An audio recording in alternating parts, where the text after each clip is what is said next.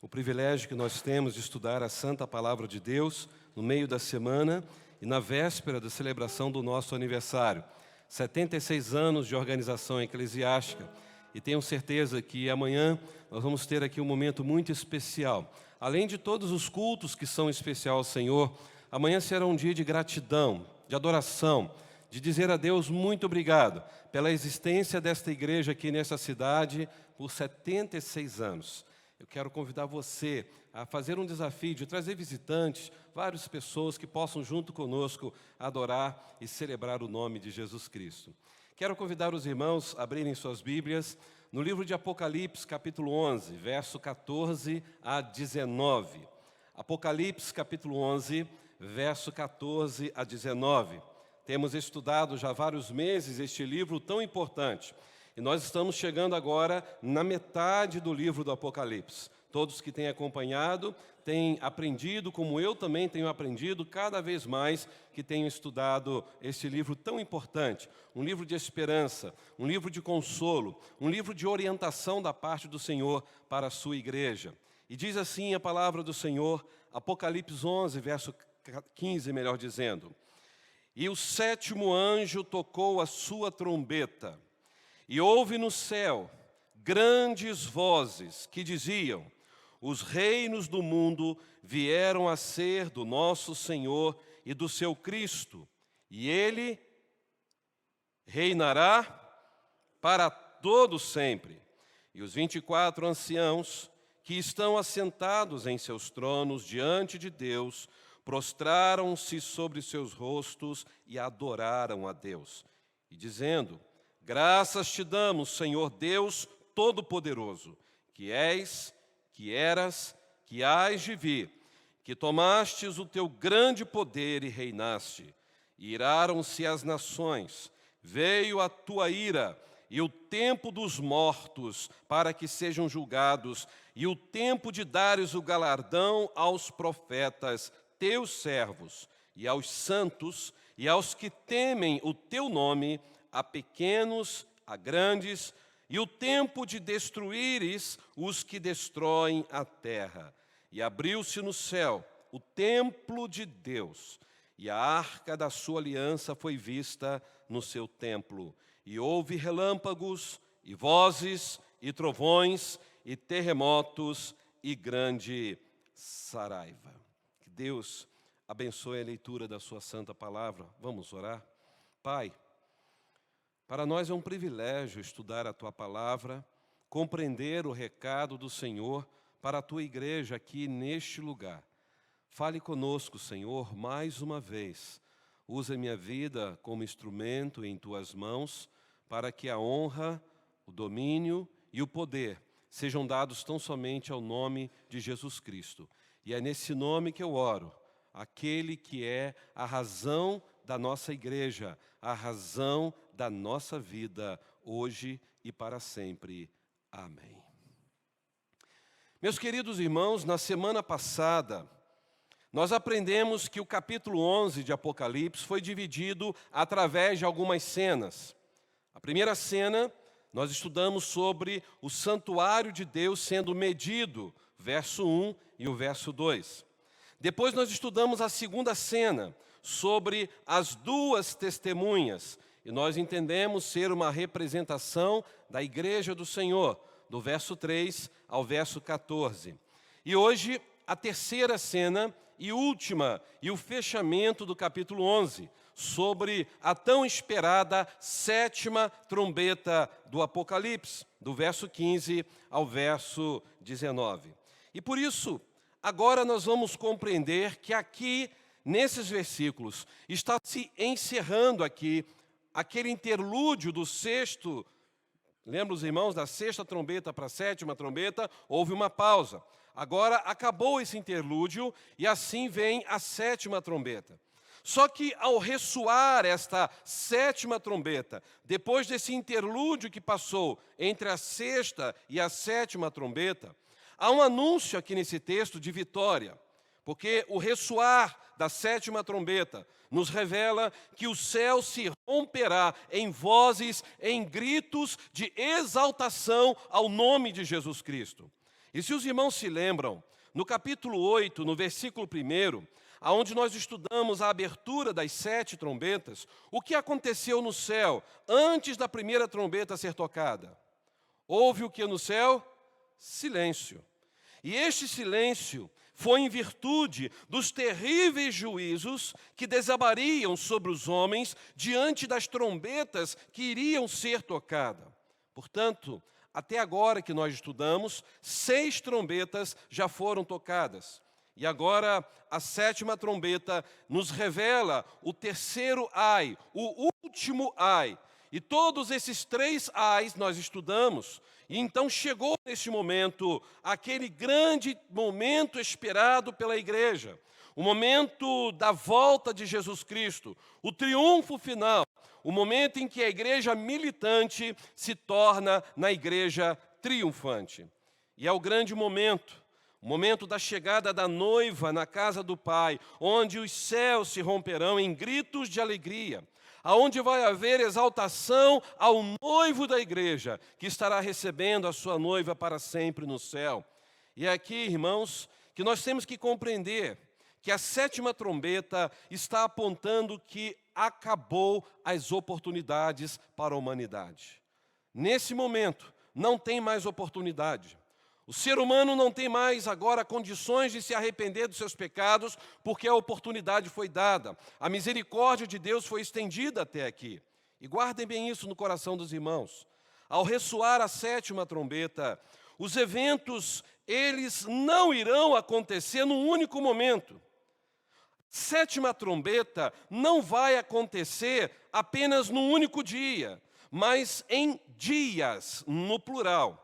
Se você quiser ler comigo, abra a sua Bíblia, Apocalipse 10, verso 7, que nós já estudamos, e diz lá o seguinte, Apocalipse 10, verso 7. Mas nos dias da voz do 7º anjo, quando tocar a sua trombeta, ou seja, a 7ª trombeta, se cumprirá o segredo de Deus, como anunciou os profetas aos seus servos. Irmãos, isso é muito importante a gente entender, porque aqui está a expressão dias. Na língua grega é a palavra hemerais, que quer um substantivo dativo, feminino, plural no grego. Então aqui está uma palavra que é muito clara, é a palavra dias no plural, não dia no singular, hemerais. Essa expressão está dizendo exatamente que nos dias em que for tocado a 7ª trombeta. Então, irmãos, é claro que o texto nos revela que a 7ª trombeta desencadeará dias de grande agonia. Não será um evento único, num único momento, mas serão dias. Ou seja, será um período de derramamento sobre o mundo dos 7 flagelos, ou das 7 taças da ira de Deus, conforme nós vamos estudar lá no capítulo 15.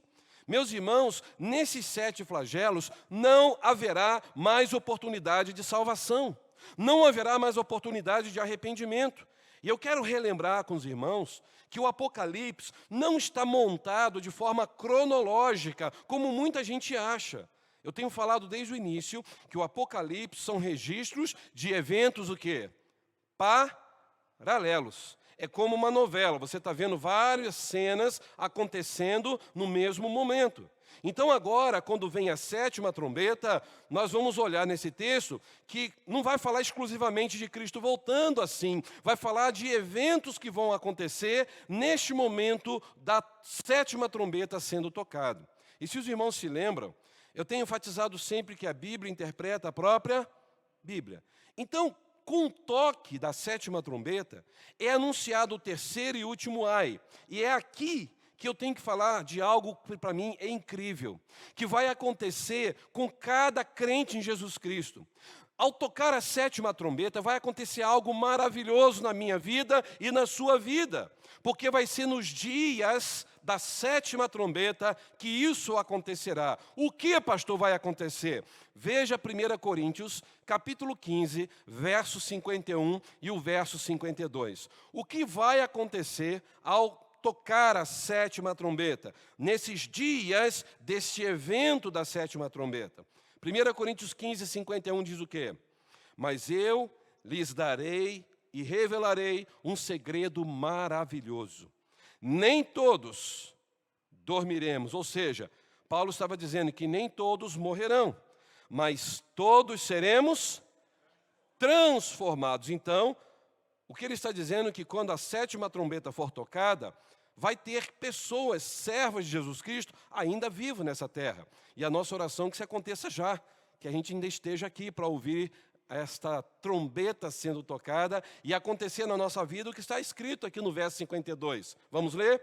E acontecerá, num instante, no abrir e fechar de olhos, ao som da última trombeta. Pois quando a última trombeta soar, aqueles que morreram ressuscitarão, a fim de quê? Viver para sempre. E nós? Paulo, é claro, estava falando daqueles que estariam vivos nesse dia. Os que estiverem vivos nesse dia vão experimentar o quê? Ser transformados. Meus irmãos, sabe o que eu acho interessante? Que quando Paulo escreveu sobre esta última trombeta, a 7ª trombeta, em 1 Coríntios 15, 52, foi pelo menos no ano 55 da era cristã. Então guardem isso. Paulo, inspirado pelo Espírito Santo, escreve esse texto no ano 55. Mas o livro de Apocalipse foi escrito por João, provavelmente no ano 95 da era cristã. Se os irmãos se lembram, João era o apóstolo amado. Então, quando ele foi seguir a Jesus Cristo, era um adolescente. Talvez João tinha em torno de 16 a 17 anos, porque normalmente a gente pensa que os discípulos eram tudo de 40 anos para cima, né? Não, pelo contrário. Os discípulos de Jesus eram jovens, e João era o mais novo do colégio apostólico. E agora, quando a gente olha esse texto de João em Apocalipse, na qual o Espírito Santo traz essa revelação, a gente vê que desde Paulo até João escrever Apocalipse, quantos anos mais ou menos se passaram? 40 anos. Ou seja, 40 anos antes de João ter escrito esta revelação de Jesus Cristo. Então, vamos pensar comigo aqui. Até nos tempos de Paulo, falar de trombetas sendo tocadas era falar de cerimônias litúrgicas no templo. Falar de trombetas no tempo de Paulo era falar de combates para a guerra, era falar dos levitas que eram chamados de galo. Lembra do galo? Que quando o galo, né, o pessoal fala que o galo cantou, quando Pedro negou, na verdade foi um levita que tocou o chofar, que ele era chamado de galo, porque ele ficava tocando a cada vigília da noite. E nós também encontramos, naquele contexto do apóstolo Paulo, as trombetas que eram tocadas como sinal do juízo de Deus. E se você olhar depois, Êxodo 19, 16 já vai falar sobre isso, Números capítulo 10, Levítico 23, 24, Josué capítulo 6, verso 13, Salmos 98, verso 6, ou seja, textos que narram trombetas sendo tocadas em cultos, em liturgias, em momentos de guerra, momentos de celebração, como 1 Coríntios 15 e também em Apocalipse. Só que em Apocalipse, o que nós olhamos de trombeta, fala de trombeta sobre o juízo de Deus. Em Apocalipse está sendo desvendado o que vai acontecer nos dias da última trombeta. É exatamente aquilo que Paulo já havia falado por ação do Espírito Santo 40 anos atrás. Quando Paulo fala de 1 Coríntios 15, 52, Paulo não estava falando de liturgia cultica. Paulo não estava falando de combate para a guerra. Paulo não estava falando daqueles levitas que ficavam durante a vigília da noite tocando como um galo. O que Paulo estava dizendo é justamente a trombeta do juízo de Deus. E, meus irmãos, por que eu creio e tenho essa certeza?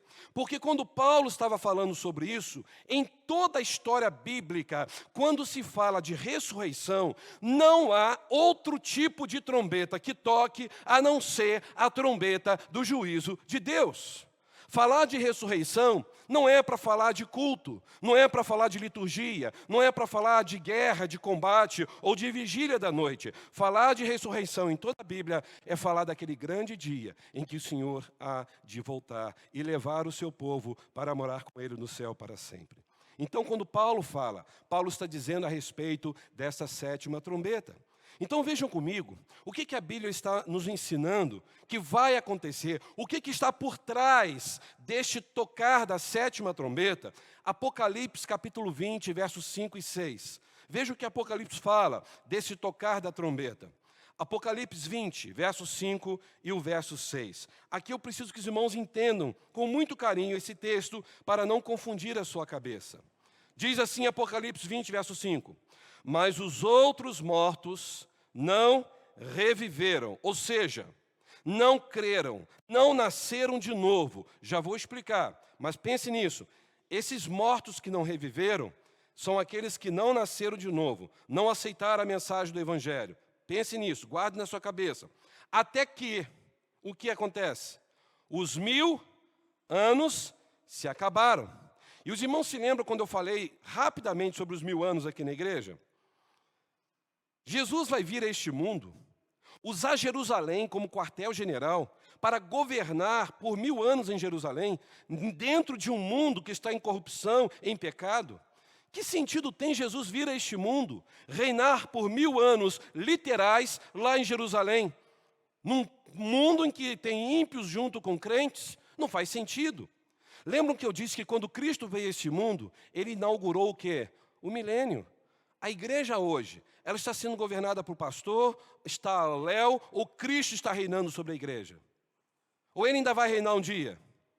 Você crê que Cristo é o Rei soberano? A igreja está ao léu? Não. A igreja está no comando daquele que é o Rei dos Reis. Logo, o milênio é algo figurado. Nós já vivemos este milênio. Cristo está reinando. É o período que a igreja vive hoje. E aí o texto encerra no verso 5 dizendo que esta é a primeira ressurreição.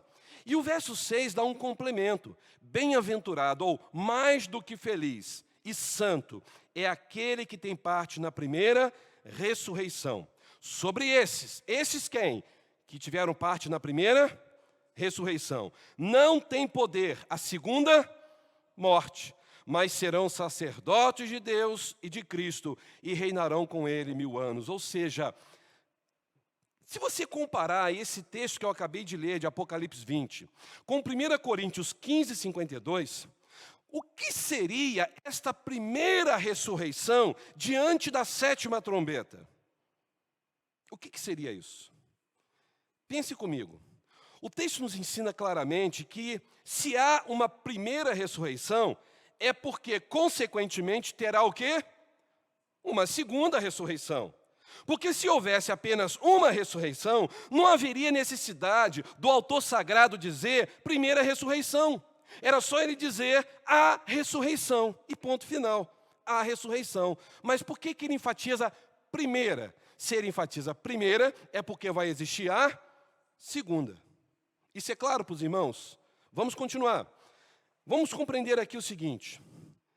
Os crentes em Jesus, que hoje estão debaixo do reinado de Cristo, já participaram ou não da primeira ressurreição? Eu e você. Aí você vai dizer, pastor, mas eu nem morri, por que eu vou ressuscitar? É aí que está a grande questão. Sabe por quê? Porque a nossa ressurreição não foi uma ressurreição física, mas uma ressurreição espiritual. Agora preste atenção, a Bíblia nos ensina que quando uma pessoa é regenerada, que quando uma pessoa crê em Jesus como Salvador, ela se torna convertida. O que aconteceu com esta pessoa? Ela morreu para o mundo e ressuscitou com Cristo. Não é essa a simbologia do batismo? A pessoa está sendo sepultada com Cristo e ressuscitada com Cristo. Isso, para mim, irmãos, é uma analogia do texto. Quando eu e você aceitamos a Jesus, cremos no nome de Jesus, nós estávamos de que maneira? Mortos. Em quê? Em nossos pecados. E quando cremos em Jesus, ressuscitamos com Ele. Vamos ver alguns textos. João capítulo 5, verso 24. Evangelho de João, capítulo 5, verso 24. Diz assim a palavra do Senhor. Na verdade vos digo, que quem ouve a minha palavra e crê naquele que me enviou, tem o quê? A vida eterna, e não entrará em condenação, mas passou da morte para a vida. Você passa da morte para a vida, isso é o quê? Ressuscitação ou ressurreição? Ressurreição. Ah, pastor, mas isso é figurado. Ué, a Bíblia em Apocalipse toda nós vamos encontrar palavras figuradas, que são palavras fortes da realidade que acontece com a gente. Veja a sua Bíblia, Efésios, capítulo 2, verso 1. Olha o que o apóstolo Paulo fala, inspirado pelo Espírito Santo de Deus. Efésios, capítulo 2, verso 1 diz o quê? E vos vivificou, estando nós mortos em ofensas e pecados. Quando Adão e Eva pecaram, o que aconteceu a partir daquele momento? Eles morreram espiritualmente. Lembram disso? O salário do pecado é a morte. Colossenses capítulo 2, verso 13, e eu paro por aqui por causa do tempo. Colossenses 2, verso 13, o que diz aí? Quando vós estavas mortos no pecado e na incircuncisão da vossa carne, Ele vos vivificou juntamente com Ele, perdoando-vos de todas as ofensas. Então, irmãos, a Bíblia nos diz que quando aceitamos a Jesus como nosso Salvador, nós passamos da morte para a vida. Isso é ou não é uma ressurreição?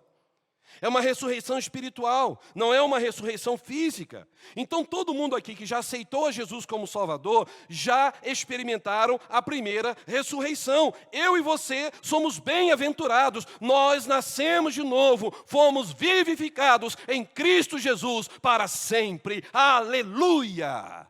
Isso me enche de alegria. É por isso, irmãos, que a segunda morte não tem poder sobre nossas vidas. O que é a segunda morte? Se você morrer hoje, você vai experimentar a primeira ou a segunda morte? A primeira, porque você morre fisicamente. Mas ao morrer, que você ressuscitou em Cristo, porque você é salvo, você vai experimentar a segunda morte? Não, por quê? A segunda morte não pertence ao crente. Nós não vamos morrer eternamente, porque em Cristo estamos salvos para sempre. Então, no momento que você morrer, você pode morrer aqui, mas você não morre espiritualmente. Você não tem nem um mínimo de preocupação que você vai experimentar a segunda morte. Em Jesus, eu e você jamais experimentaremos a segunda morte. E quem sabe, nem a primeira a gente vai experimentar. Eu quase passei pela primeira, né? Muitos aqui talvez também quase passaram por essa. Júlio quase entrou nessa também, né? Ficou preocupado essa semana, né? Ou seja, se nós morrermos, nós vamos passar pela primeira morte, mas em Cristo jamais pela segunda morte. Deu para entender, irmãos? Então, em Cristo, eu estava morto, eu fui vivificado. E agora eu vejo aqui nesse texto que aqueles que passaram pela primeira ressurreição, ou seja, creram em Jesus, nasceram de novo, jamais passarão pela segunda morte. Nós estamos salvos, nós estamos livres, nosso nome está escrito no livro da vida para todo sempre. Louvado seja o nome do Senhor.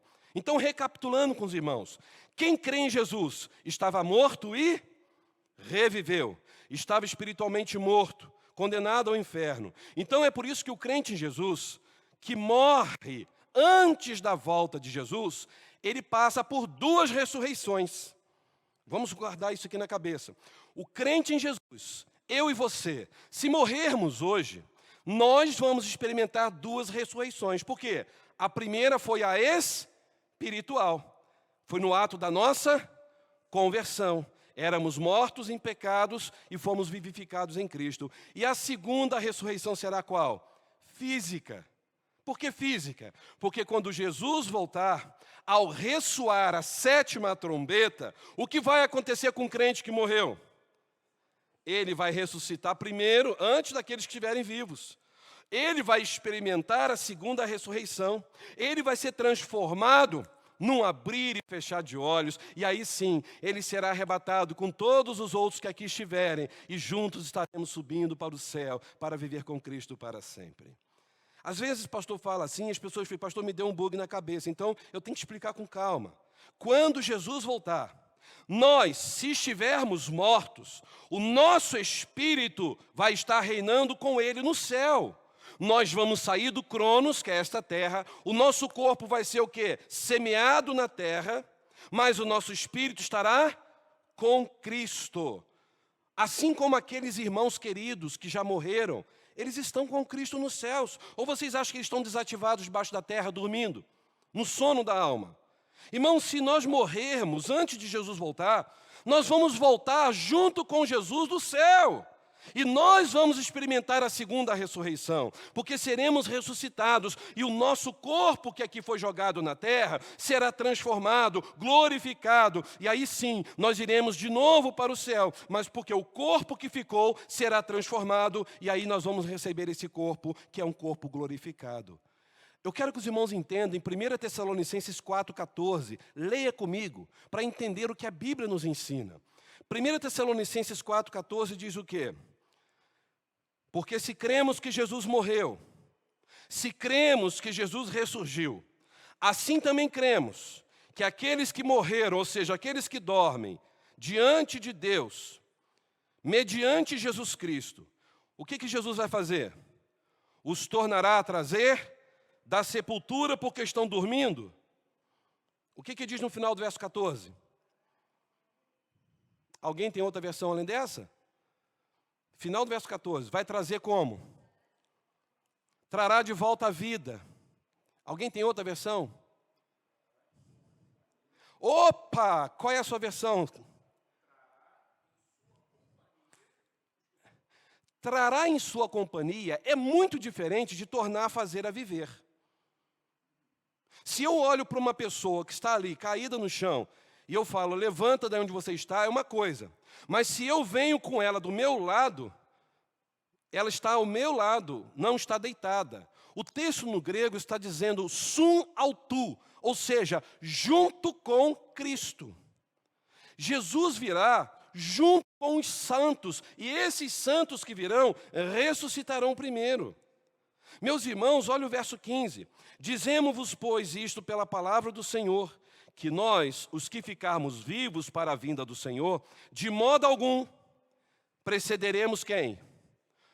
Lembra que eu falei que a palavra cemitério, a palavra coimaterium, e coimatério quer dizer dormitório.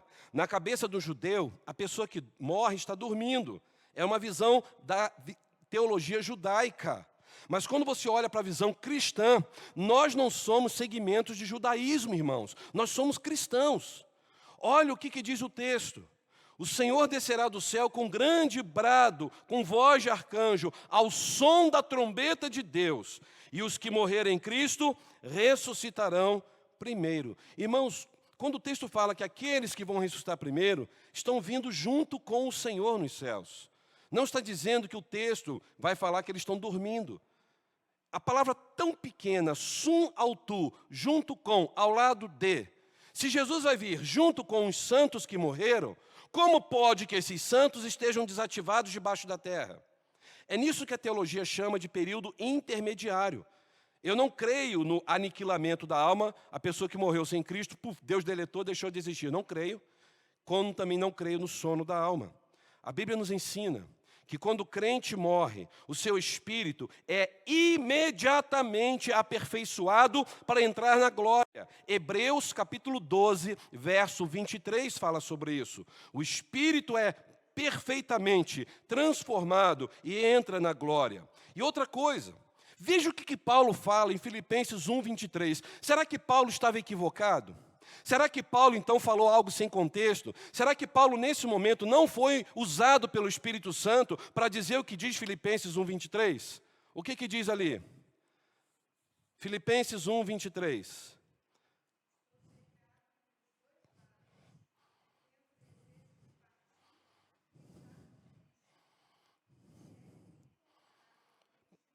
Paulo fala o que é incomparavelmente melhor: partir e ficar desativado ou partir e estar com Cristo? De novo a expressão grega, eu prefiro partir e estar junto com Cristo. Se Paulo tinha certeza que ao morrer ele estaria junto com Cristo, por que então Paulo não escreveu, olha, eu prefiro morrer e ficar descansando no túmulo até Cristo voltar, que é muito melhor? Ele disse que muito melhor para ele é morrer, porque morrer para Paulo é estar com Cristo. Isso para mim é muito claro. Irmãos, isso para mim revela que o espírito do crente entra no céu na hora que ele morre. E esse espírito tem vida independente do corpo. O corpo é uma casca que foi depositada. O corpo apodrece, o corpo pode acabar. Mas quando Cristo voltar, aquele corpo que pode ter deixado de existir, o Senhor vai fazer com que ele seja transformado e glorificado. Ele é ou não é o Criador do nosso corpo? Até o dia em que Jesus voltar pela segunda vez, esse espírito que está com Cristo, como Paulo disse que é muito melhor, será ressuscitado e glorificado. Então ele vai estar com Cristo novamente para sempre nos céus, junto com aqueles que ficarem aqui nesta terra, vivendo aqui, aguardando a volta do Salvador. O que eu quero que os irmãos entendam é uma coisa: quando Estevão estava sendo apedrejado, Estevão estava sendo morto, antes de morrer, qual foi a fala que Estevão deu, olhando para o céu? Lá em Atos 7, talvez no verso 52, 53. Eis que vejo o céu aberto. E quem estava em pé? O Filho do Homem. Vocês imaginam Estevão sendo morto por amor a Cristo e tendo só aquele gostinho de quero mais, vendo o Senhor lá em cima na glória e de repente morre e vai ser desativado na terra? Que situação chata, né? Você estava ali próximo, vendo Jesus, eu estou indo para o céu. Quando você olha a parábola do rico e do Lázaro, alguns falam, mas aquilo ali é uma parábola, pastor, pode ser uma ficção. Jesus ia contar uma mentira para falar sobre uma verdade? Jamais. O que acontece com aquele homem rico, que não queria saber do Senhor quando morreu? Foi para o inferno. E Lázaro, que era temente ao Senhor, já estava onde? No seio de Abraão, ou seja, Abraão era a figura de Deus, já estava desfrutando das delícias celestiais. Outra pergunta, Lucas 9:31. Quando Jesus estava ali no Monte da Transfiguração, quem que aparece quando aquele portal dimensional do céu apareceu na frente de Pedro, Tiago e João? Moisés e Elias. Moisés e Elias, o texto diz que eles fizeram assim, ó: quem nos despertou do sono eterno? Não diz isso. Diz o quê? Que Jesus já chegou, Jesus se transfigurou, Jesus ficou que nenhum lavandeiro, como diz Lucas, tinha capacidade de lavar uma roupa, ficar tão branca, tão refletidora assim, com um sol batendo nela. Jesus entra e continua conversando com Moisés e Elias e chama pelo nome. Por quê? Porque Pedro, Tiago e João entenderam que quem estava ali era Moisés e Elias. Se eles estavam desativados debaixo da terra, inativos, o que eles estavam fazendo ali? É por isso que a visão da linha da Adventista do sétimo dia, eles alegam que quem estava ali era a representação de Moisés, que era o livro da lei, e a representação de Elias, que era um cajado do profeta flutuante. Gente, Jesus vai se transfigurar para poder olhar um rolo da lei flutuante e um cajado flutuante. E pior, dialogar com eles, porque lá diz que a pauta da conversa era sobre o êxodo, ou seja, a expressão grega êxodo, o caminhar de Jesus até o Gólgota. Jesus conversar com um rolo da lei e também com um cajado do profeta flutuante, não tem sentido. O que Jesus estava fazendo naquele portão dimensional no Monte da Transfiguração era passando do Cronos para o Kairós e ali já desfrutando, mostrando que era um pedacinho do céu. Pessoas ativas, cientes. Lembram de Apocalipse capítulo 6, quando fala as almas daqueles que foram degolados por amor a Cristo, estavam onde? Desativados. Eles estavam debaixo do altar falando o quê? Ó grande e soberano Deus, quando vai julgar o nosso sangue? Estavam ativos, cientes do que tinha acontecido. E o Senhor mandou eles descansar mais um tempo, ou seja, não é dormir. A ideia ali é, espere, vai ser no tempo certo. A palavra descansar não tem nada a ver de descansar dormindo, desativado. Dá para os irmãos entenderem por que eu insisto em falar nisso? Quando eu e você morrermos, vai abrir aquele portal dimensional, igual abriu para Pedro, Tiago e João vendo Jesus conversando com Moisés e com Elias. Vai acontecer aquilo que eu tenho presenciado nas minhas visitas em hospitais, pessoas testemunhando, dizendo, olha, eu não consigo entender, aquela pessoa ali, crente em Jesus, estava ali, morre, não morre, morre, não morre, de repente parou e disse, Senhor, eu sempre esperei por esse dia, e morreu. O que aquele crente em Jesus estava vendo? Alucinação? São várias experiências assim.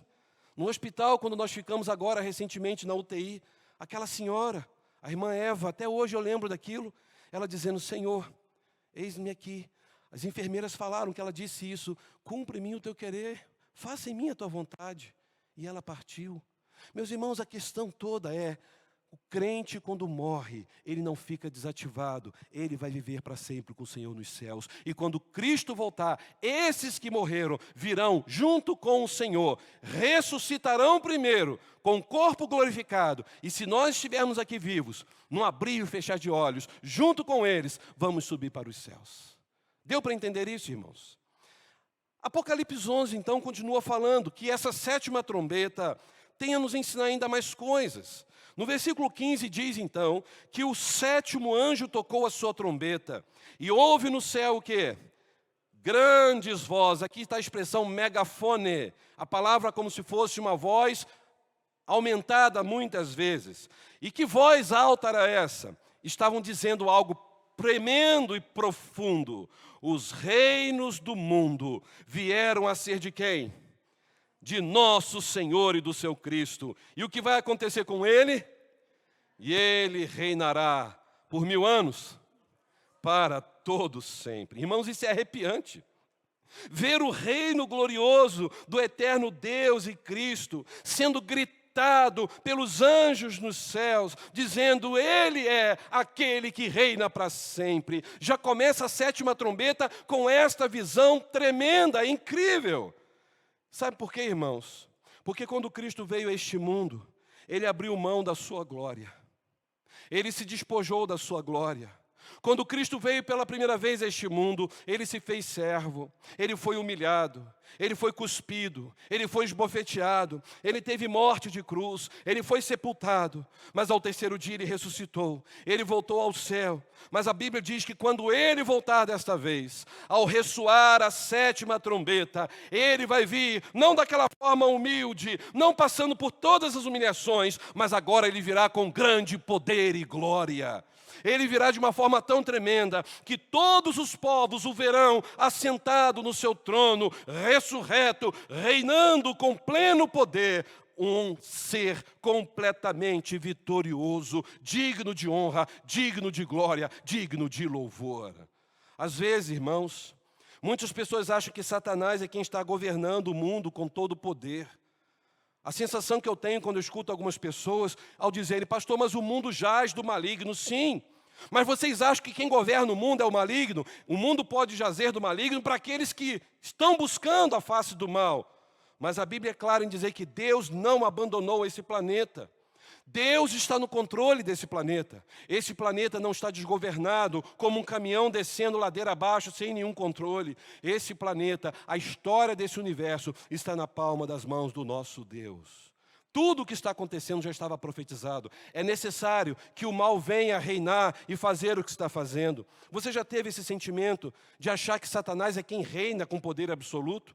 Diante de tanto ódio, tantas doenças, tanta violência, tanta corrupção, tanta injustiça, tanto descontrole moral e ético, tanta falta de espiritualidade, a sensação que se dá é que realmente Satanás está reinando. Só que nós temos que entender uma coisa: Jesus nunca perdeu o controle da história da humanidade. E uma vez chegando o dia do juízo, o esplendor real da soberania de Deus será revelado em sua totalidade, todo olho verá. E aí, meus irmãos, isso vai acontecer porque naquele tempo, toda a oposição ao nome de Jesus será eliminado para sempre.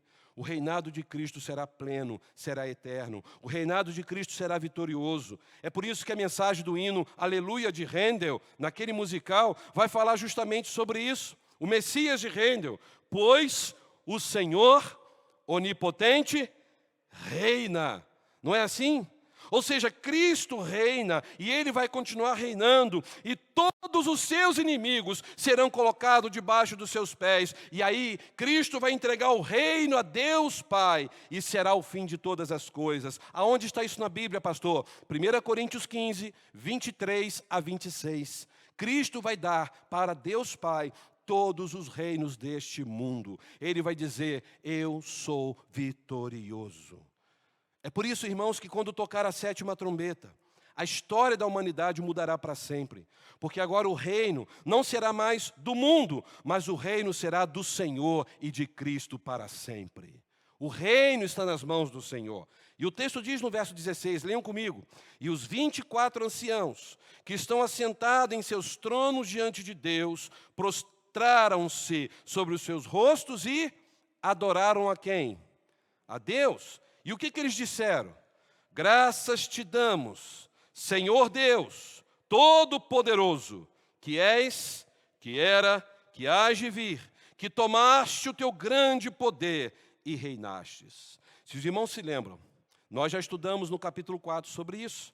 Provavelmente esta citação dos 24 anciãos era uma representação de quem? Dos anjos ou dos crentes que morreram em Cristo? Dos crentes. Os crentes que morreram nesse contexto de João e já estavam reinando com Cristo nos céus. Meus irmãos, aqui está sendo revelado, então, que a igreja não só estava na glória, mas também no trono. Lembra lá de Coríntios que nós lemos? Que nós iremos julgar este mundo? E o que os anciãos estão fazendo aqui? Deixam os seus tronos e eles se prostram em adoração, porque eles reconhecem pelo menos 3 bênçãos aqui nesse texto. Primeiro, no verso 17, Cristo reina supremamente. Vamos falar juntos? Cristo reina supremamente. Verso 17. Depois, verso 18, Cristo julga justamente. Vamos falar? Cristo julga justamente, verso 18. E que Cristo recompensa graciosamente, ainda no verso 18. Sabe o que isso nos revela? Que só a igreja de Jesus é quem vai ter condições de anunciar essas cenas do juízo final, aonde as glórias dela, da igreja, serão contrastadas com os tormentos dos ímpios. Enquanto a igreja, nesse contexto, estava sendo massacrada na terra, João estava tendo essa revelação. E na revelação dizia, olha, tenha bom ânimo, porque todos esses que estão sendo humilhados pelo nome de Cristo estarão um dia aqui nos céus. E eles vão desfrutar das belezas celestiais. Pelo contrário, os ímpios, agora eles vão sofrer. Chegou a hora, acabou a oportunidade de arrependimento. Leiam comigo o verso 18. Iraram-se quem? As nações. Enquanto a igreja está celebrando, enquanto a igreja está sendo honrada, enquanto a igreja está se prostrando diante do Cordeiro no céu, as nações estão iradas nessa terra. E veio a tua ira, ou seja, a ira de Deus, e o tempo dos mortos para que sejam julgados, e o tempo de dares o galardão aos profetas, teus servos, aos santos e aos que temem o teu nome, pequenos, grandes, o tempo de destruíres o que destroem a terra. Vocês lembram que eu falei da primeira ressurreição? Eu e você já participamos da primeira ressurreição. Por quê? Porque cremos em Jesus, estávamos mortos e ressuscitamos espiritualmente. Mas e os incrédulos? Lembra que lá em Apocalipse 20, versículo 5 diz, aqueles que não ressuscitaram, aqueles que continuaram mortos, por quê? Porque não creram em Jesus, estão mortos uma vez. E olha só que tristeza para os ímpios, eles vão morrer 2 vezes. Primeiro, estão mortos por causa do pecado. Segundo, continuarão mortos porque vão experimentar a segunda morte, ou seja, a destruição, o inferno para sempre. 2 mortes o ímpio vai sofrer. Isso não é terrível?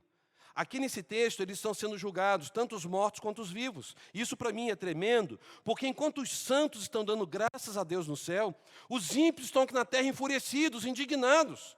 Se os irmãos se lembram em Apocalipse 11, verso 2, o que os ímpios estão fazendo com a igreja? Perseguindo a igreja, humilhando a igreja, zombando da pregação da palavra de Deus. E na semana passada, vocês lembram, no versículo 9 do capítulo 11 de Apocalipse, os ímpios estavam o quê? Dando risadas, zombando, trocando presentes entre si, por ter acontecido o que com a igreja? Lembram das 2 testemunhas? Foram mortas. Os membros da igreja assassinados, mortos, e enquanto isso o mundo dando uma festa. O mundo dizendo, graças ao império do mal, que esta igreja acabou na face da terra.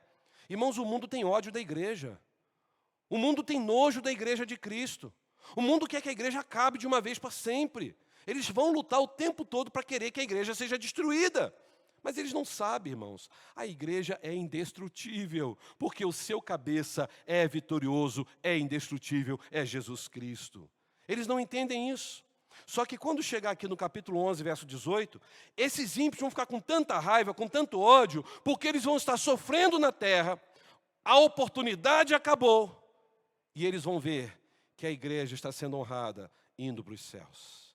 Vocês conseguem imaginar naquele dia, quando os crentes que morreram em Cristo ressuscitarem, e nós, se estivermos aqui ainda vivos, juntos com eles, sendo transformados, vai ficar tudo isso para aí, templo, carro, roupa, dinheiro no banco, investimento, diplomas de academia, vai ficar tudo para aí. Eles vão olhar tudo parado, tudo vazio, vai, mas cadê? Acabou. acabou a oportunidade, vocês não acreditaram. A igreja já está junto com o seu Cristo para sempre no céu. Vai ser o dia de terror. Por isso que eu não acredito naquele filme Deixados para Trás, 1, 2 e 3. Porque é lógico que um crente em Jesus que está aqui na igreja, orando, né? Mas aquela oração falsa, e está aqui só de corpo presente, o coração está longe de Deus, continua no pecado, continua numa vida de imoralidade, continua numa vida de mentira. De repente o pastor está pregando e puf, em nome de Jesus, né? Aí cai o terno aqui no chão, relógio, óculos, microfone. O que aconteceu com o pastor? Isso é efeito especial. Aí quando olha para o lado, só a roupinha caída aqui no canto, né? Vocês imaginam, gente? E aí aqueles que ficarem aqui, falam, meu Deus, é verdade, eles foram arrebatados e eu fiquei. Aí esses que ficaram vão ter uma segunda chance. Vocês já assistiram aquele filme Deixado para Trás? Aí que eles vão se arrepender dos pecados. Puxa, eu preciso levar minha vida cristã a sério. Meus irmãos, como dizia na minha infância, é mamão com chupeta. É muito fácil isso. Leva a vida cristã do jeito que você quer. Aí a igreja é arrebatada pela primeira vez, você fica, você cria vergonha e começa a buscar o Senhor Jesus Cristo. Quem não vai querer ter compromisso com Deus depois dessa? Todo mundo. Só que o que eu vejo na Bíblia é que não vai acontecer mais de um arrebatamento. Tudo vai acontecer num único momento. Cristo vai voltar. Os que morreram virão juntos. Eles vão ressuscitar primeiro. Aqueles que estiverem vivos também serão transformados e juntos subirão para os céus. E haverá uma festa eterna no céu com a igreja de Jesus. Não vai ficar mais ninguém. Não vai ter mais oportunidade. Aquele que se achava que era crente, que era religioso, que dava dízimo, estava na igreja, mas o coração não estava na presença de Deus, vai ficar e vai ficar para sempre e vai para o inferno. Não tem segunda chance não, irmãos. A chance é agora. É esse momento.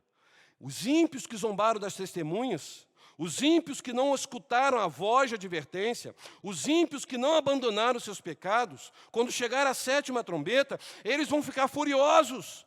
Porque eles vão ver a igreja adorando ao Senhor e eles condenados e sofrendo. Os santos recebendo o galardão, os ímpios sendo destruídos. Os santos ressuscitando para a vida, para a glória. Os ímpios enfrentando o juízo, sendo exterminados, aniquilados, banidos da presença de Deus. O dia do juízo será dia de glória para a igreja, mas será dia de choro, de dor e de gritaria para os ímpios. E esse dia, irmãos, já está determinado. Quem sabe esse dia não vai acontecer ainda essa semana.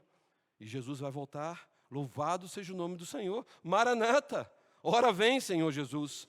Para aqueles que desprezaram Jesus. Para aqueles que perseguiram a igreja. Para aqueles que levaram na brincadeira a vida cristã. Será um dia de trevas. Mas para o crente em Jesus será um dia de luz. Será o dia em que a ira de Deus vai se manifestar sobre esse planeta. A 7ª trombeta vai ser proclamada como o último ai, porque todos vão gritar ai e não terão mais oportunidade. E veja o que diz o verso 19, para encerrarmos. E abriu-se no céu, ou seja, enquanto o povo está sofrendo aqui, vendo a igreja em alegria no céu, diz que abriu-se no céu o templo de Deus. E o que vai aparecer agora nesse momento? A arca da sua aliança foi vista no seu templo, e houve relâmpagos, vozes, trovões, terremotos e grande saraiva. O que significa esse verso 19 agora, gente? O santuário aberto no céu. O que é isso? Para os irmãos entenderem, o que será aberto aqui é o lugar chamado Santo dos Santos. Os irmãos se lembram, quando o povo ia oferecer sacrifício lá no templo antigo, uma vez por ano? Quem que podia entrar no Santo dos Santos? Sumo sacerdote. Os sacerdotes ficavam no pátio fazendo sacrifício. E o povo ficava onde? Do lado de fora. O povo não podia entrar no templo. Enquanto o povo está do lado de fora fazendo, naquele momento, oração, pedindo para Deus aceitar o sacrifício deles, pelos pecados deles, os sacerdotes faziam sacrifício, dando para o sumo sacerdote, e ele entrava no Santo dos Santos. Nós entendemos que quando Cristo veio a este mundo, morreu e ressuscitou, ele rasgou, porque diz lá, no ato da crucificação, que o véu se rasgou de cima para baixo. Sabe o que é isso? Que pelo sangue de Jesus, eu e você, temos livre acesso a Deus. Pelo sangue de Jesus, não precisamos mais daquela religiosidade judaica. E aí, meus irmãos, aqui está mostrando que o povo ímpio está vendo agora que a igreja está justamente no Santo dos Santos. Naquele lugar que era proibido na terra, mas o céu está com as portas abertas, escancaradas, para receber a igreja do Senhor. Era o símbolo da misericórdia, da aliança de Deus com o seu povo. E o que era a arca da aliança? O que tinha dentro dessa arca da aliança? Os 10 mandamentos, o maná e a vara de Arão, simbolizando o quê? Deus deu a lei, Deus deu o alimento físico, o alimento espiritual, e Deus concedeu profetas para guiar o seu povo. Ali tinha essa representação. Lembra quando um homem foi tentar ajudar a segurar a arca da aliança, que morreu? Até Indiana Jones, né, então fizeram lá da arca da aliança, né? E aí a gente vê eles tentando fazer uma reprodução daquilo, abrindo a tampa da arca, todo mundo morrendo, e o Indiana Jones falando para sua namorada, ela fecha os olhos, não olha não, não olha não. Aí a gente vê aquela pessoa tudo derretendo assim, dava um medo, né? Hoje em dia a gente vê, mas que efeito especial mais de terceira categoria, né? Quando você vê o filme hoje em dia, né? Mas era o melhor daquela época, né? Meus irmãos, a arca da aliança era símbolo de quê no meio do povo judeu? Da presença de Deus. Vocês lembram quando Ofni e Finéias foram lutar, filhos de Eli? O que eles fizeram? A gente está perdendo. Na hora eles lembraram o quê? Vamos levar a arca. Porque quando a arca está presente, Deus vai se manifestar. É como se Deus estivesse aprisionado dentro de uma arca da aliança. Eles não entendiam isso, aquilo ali era apenas um objeto. E eles acharam o seguinte, a gente está cheio de pecado. O que os filhos de Eli faziam no templo? Corrupção, injustiça, e se prostituíam com mulheres dentro do templo, debaixo do nariz de quem? Eli. Vocês conseguem entender a imoralidade? E eles ainda achavam que tinham direito de pegar a arca da aliança e levar. Sabe qual é o problema deles? Eles adoravam mais a arca da aliança do que o Deus da arca da aliança. E isso pode acontecer com a gente. Quando a gente começa a adorar mais a doutrina de Deus, o templo de Deus, do que o Deus do templo, do que o Deus da doutrina. Meus irmãos, a Arca da Aliança era um dos símbolos mais importantes, ou o maior símbolo da religião israelita, porque até hoje eles estão em busca desta arca, eles estão querendo encontrar essa arca. E o que me chama a atenção, quando a gente estuda um livro apócrifo, que é um livro não considerado inspirado por Deus, de 2 Macabeus, na Bíblia Católica tem esse livro, 2 Macabeus 2, de 4 a 8, lá diz uma história que o profeta Jeremias pegou a arca e escondeu numa caverna, lá no Monte Nebo. E diz que essa arca está escondida ali até o dia em que Deus vai reunir o seu povo no juízo final e a arca vai aparecer. Talvez seja por isso que João tenha citado isso naquela visão, mostrando para a sua igreja, olha, igreja de Jesus, enquanto há uma tradição judaica dizendo que a arca está escondida em algum lugar e que no dia do juízo essa arca vai aparecer, parem de ficar esperando e confiando numa arca. Olhe para os céus, porque a nossa maior aliança é estar no trono da glória de Deus para sempre. Não é que existe uma arca dessa da aliança lá no céu, no trono de Deus, não. É um simbolismo dizendo que agora a igreja, os salvos em Jesus, eles estarão no santo dos santos, adorando o Senhor face a face. Não tem separação. Pelo sangue de Cristo, a igreja estará ali adorando ao Senhor. Não vai ter mais nada encoberto, escondido, porque Cristo é o nosso sumo sacerdote. Irmão, se a arca da aliança era o lugar do encontro com Deus, lá no céu é o lugar onde nós estaremos com Deus para todo sempre, aonde teremos a comunhão, uma comunhão superlativa, íntima, perfeita com Deus. É por isso que Apocalipse 21:3, olha que lindo diz lá, Apocalipse 21:3, eis que o tabernáculo de Deus está com quem? O tabernáculo de Deus está com quem? Com os homens. E Deus mesmo habitará com ele. Sabe o que é isso? A igreja vai estar com Cristo nos céus. E Deus estará presente, pessoalmente, na nossa frente para sempre. Apocalipse 21, verso 22. Olha o que diz aí. Apocalipse 21, 22. Nela não vi santuário, ou seja, no céu. Para que tem aquele santuário montado, igual tinha aqui, igual nós temos aqui um palco, né, púlpito? Lá no céu não tem isso não. Olha só. Porque o seu santuário é quem? É o próprio Deus, o Deus Todo-Poderoso e o Cordeiro de Deus. Irmãos, Às vezes a gente tem uma ideia meio de templo lá no céu, ao altar, Deus está sentado com o Espírito Santo, Jesus, com coroa parado, todo mundo aqui em volta, olhando para o altar, abaixando. Irmãos, o que Apocalipse está dizendo é que no céu nós vamos ter uma comunhão plena e completa. Jesus disse que nós seríamos não só servos, mas Ele nos chamou de quê? Amigos. Nós vamos estar junto com o Salvador.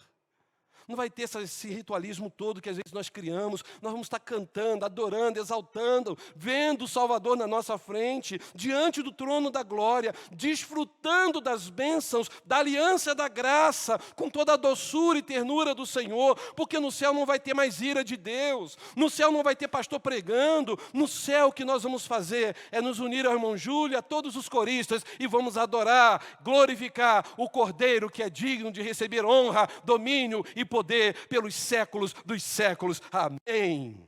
É isso que vamos fazer na eternidade. Só que os ímpios, nesse momento, estarão tendo essa visão. A visão de que agora aquela igreja que eles zombaram está lá no Santo dos Santos.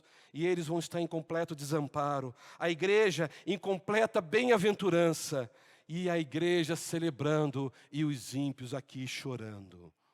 A pergunta que nós temos que responder é: quem nós seremos nesse grande dia da 7ª trombeta sendo tocada? Santuário de Deus, como diz o verso 1 e 2, ou pátio exterior dos gentios, aqueles que estão sempre na igreja, sempre ouvindo a palavra, mas não muda o comportamento, continua no seu pecado. Quem nós seremos nesse dia? Nós seremos testemunha fiel, prontos a morrer por amor a Cristo, a ser zombado por amor a Cristo, ou amantes do mundo, trocando presente ao ver a igreja sendo ridicularizada. Quem nós seremos naquele dia? Santuário aberto de Deus, aonde estaremos na presença dEle, no Santo dos Santos, ou estaremos sendo atormentados por flagelos nessa terra, por termos desperdiçado a oportunidade. Meus irmãos, a oportunidade é agora. Uma vez eu disse isso na igreja em São Paulo, eu vi que a igreja ficou assustada comigo. Eu disse e vou repetir aqui. Eu não acredito que dentro da igreja de Jesus Cristo aqui na terra, nós tenhamos 60% de salvos. Eu estou até aumentando, que na época eu falei 40%. Eu não acredito que toda a igreja de Cristo na terra hoje é salva. Tem muita gente na igreja apenas fazendo cara de paisagem, apenas de corpo presente, mas o coração está lá fora. São pessoas que não nasceram de novo, fazem parte do rol da igreja, de membros, participam da igreja, mas não nasceram de novo, não são nova criatura, estão perdidos no seu pecado. Meus irmãos, quando Cristo voltar, as máscaras vão cair. Será dia de glória para os salvos, mas dia de terror para quem brincou com a vida cristã. Será tarde demais para aqueles que não levaram a sério a sua vida espiritual. É por isso que nós temos que buscar ao Senhor enquanto se pode achar, e invocá-lo enquanto está perto. Eis aqui agora o dia aceitável, eis aqui agora o dia da salvação. O Senhor está neste lugar, Ele conhece a minha vida, Ele conhece a sua vida, Ele sabe o que nós estamos fazendo. O que Ele nos oferece ainda hoje, porque a 7ª trombeta não foi tocada, é a oportunidade de arrependimento, de consagração e de busca total diante dEle. No próximo capítulo nós vamos falar sobre a tal da mulher, da criança, dos dragões, a gente vai começar a ver os símbolos. Mas agora, esse texto sobre a 7ª trombeta só vai ser reerguido novamente mais à frente, quando nós vamos ver sobre o juízo final. A minha pergunta para a igreja nesse momento é: nesses dias da 7ª trombeta, o Senhor vai dar oportunidade somente para a igreja deixar tudo isso aqui e ir para o céu. Para os ímpios não terá mais oportunidade. Se você hoje está vivendo uma vida cristã longe do Senhor, se você se tornou apenas um sócio de um clube chamado igreja, arrependa-se agora. Feche os seus olhos e diga: Deus, me perdoe. Senhor, eu quero ter a certeza que ao partir desta terra, eu estarei contigo no céu para sempre. Quebranta o meu coração, Senhor.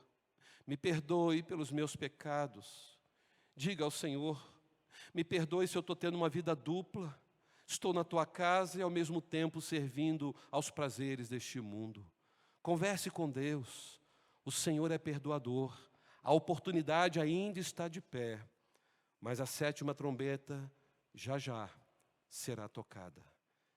Eu creio tremendamente que o Senhor tem visto nossos corações aqui nessa noite e tem se alegrado. Mas eu não conheço a sua vida. Se você não está bem diante de Deus, converse com Ele agora. Eu quero orar com você, em nome de Jesus. Pai, obrigado, porque para nós é um privilégio. Para nós é um privilégio estar na Tua casa, Senhor, ouvir Tua palavra, Te adorar. Mas, Senhor, nos perdoe se em algum momento, como igreja do Senhor, temos desviado o nosso foco. Nos perdoe, Senhor, se as coisas deste mundo têm sido mais atrativas para o nosso coração. Nos perdoe, Senhor, se a mentira, se o ódio, se o rancor tem dominado o nosso coração.